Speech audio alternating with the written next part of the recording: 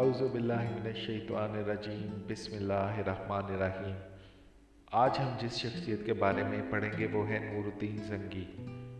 بہت سارے سوال ہیں کہ نور الدین زنگی کون تھا؟ وہ ایک سلطان تھا۔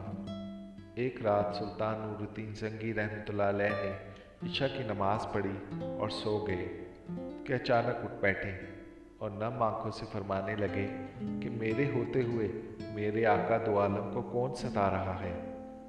سلطان اس خواب کے بارے میں سوچ رہے تھے جو مسلسل 3 دن سے سلطان کو آ رہا تھا، اور آج پھر چند لمحوں پہلے پھر وہی خواب انہیں آیا جس میں سرکار دو عالم نے 2 افراد کی طرف اشارہ کر کے فرمایا کہ یہ مجھے ستا رہے ہیں۔ اب سلطان کو قرار کہاں؟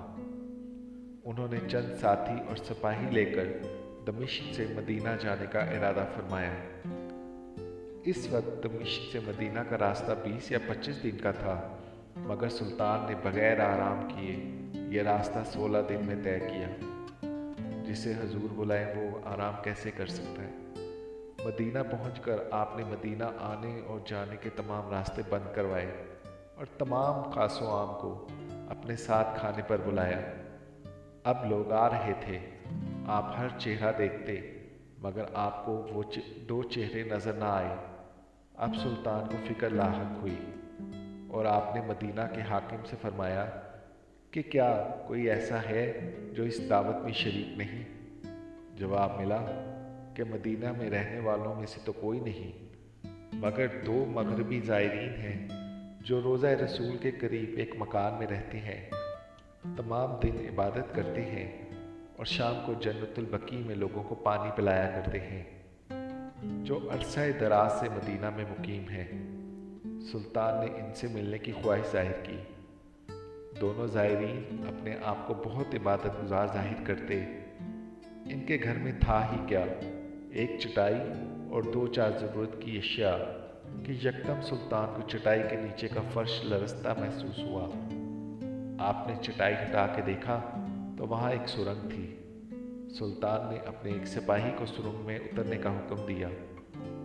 وہ سرنگ میں داخل ہوئے اور واپس آ کر سلطان کو بتایا کہ یہ سرنگ تو نبی پاک صلی اللہ علیہ وآلہ وسلم کی قبر مبارک کی طرف جاتی ہے۔ یہ سن کر سلطان کے چہرے پر غیظ و غضب کی کیفیت طاری ہو گئی۔ سلطان نے دونوں زائرین سے پوچھا کہ سچ بتاؤ کہ تم کون ہو؟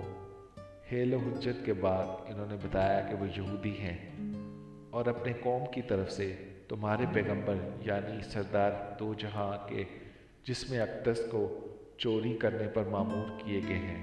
اللہ! سلطان یہ سن کر رونے لگے۔ اسی وقت ان دونوں کی گردنیں اڑا دی گئی۔ سلطان روتے جاتے اور فرماتے جاتے کہ میرا نصیب کہ پوری دنیا میں سے اس خدمت کے لیے اس غلام کو چنا گیا۔ ماشاءاللہ کیا قسمت پائی انہوں نے۔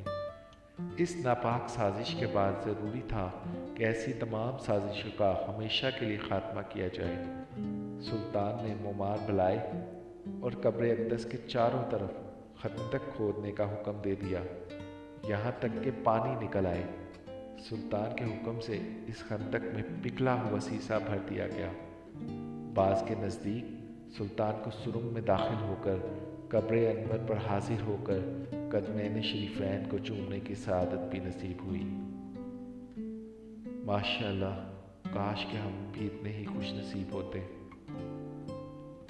بہت بہت خوبصورت واقعہ ہے یہ۔ اللہ تعالیٰ ہمارے لیے بھی ایسی ہی آسانیاں فرمائے، ہمیں بھی اپنے حضور کے دیدار کا موقع عطا فرمائے۔ اللہ تعالیٰ ہمیں گناہوں سے نجات کا ذریعہ عطا فرمائے۔ اللہ تعالیٰ ہمیں ہمارے حضور کا دیدار عطا فرمائے۔ آمین یا رب العالمین۔